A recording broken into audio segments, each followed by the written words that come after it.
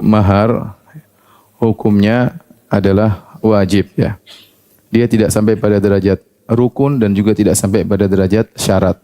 Seandainya seorang melakukan pernikahan tanpa mahar, maka maharnya sah. Maka pernikahannya sah, maharnya nyusul. Maharnya nyusul bisa disebut dengan mahar al-mithl ya.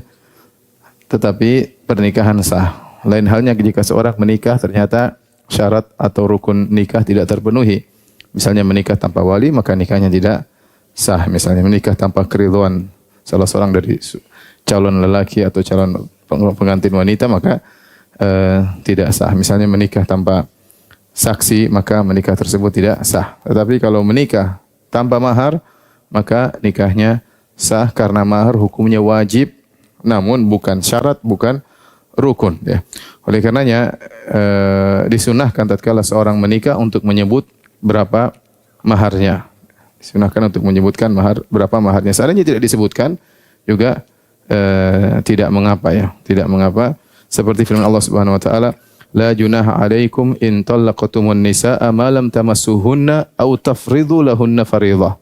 Kata Allah Subhanahu wa taala, tidak mengapa bagi kalian jika kalian menceraikan para wanita sebelum kalian sentuh mereka dan sebelum kalian sebut berapa maharnya. Jadi kemungkinan terjadi pernikahan tanpa sebut mahar tetap menjadikan pernikahan sah, hanya saja seharusnya disebutkan mahar. Mahar bisa nyusul setelah itu. Adapun kewajiban mahar ya, maka datang dalam Al-Qur'an maupun sunnah.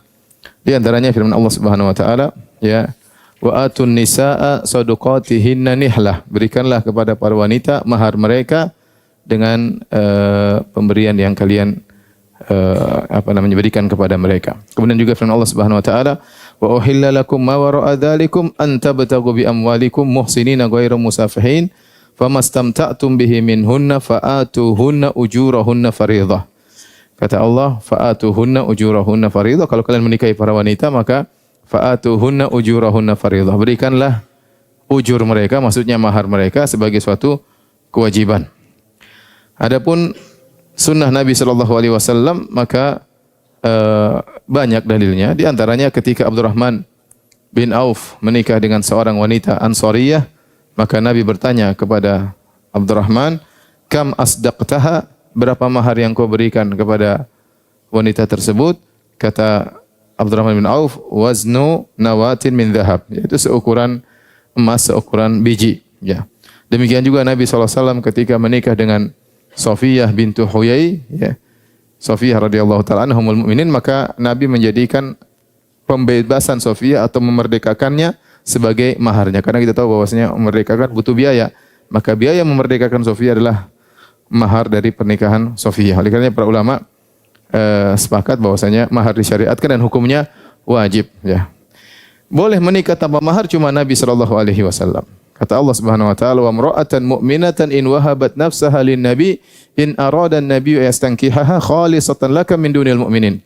Jika ada seorang wanita kemudian yang menghibahkan dirinya, menghadiahkan dirinya kepada engkau Nabi, dan Nabi ingin menikahinya, maka silakan kata Allah Subhanahu wa taala.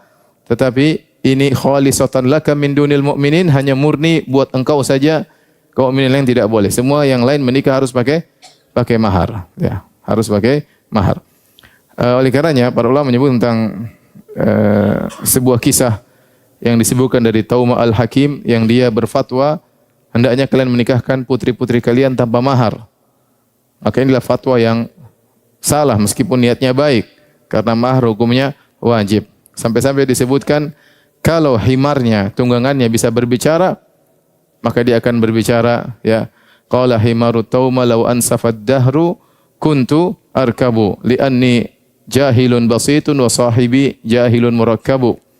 Kalau saya boleh berbicara, kata himarnya, seandainya ya orang-orang berbuat adil kepadaku, seharusnya aku yang menunggangi tuanku, bukan tuanku yang menunggangiku. Kenapa? Karena saya jahilnya jahil goblok biasa, adapun majikanku goblok kuadrat, ya kata.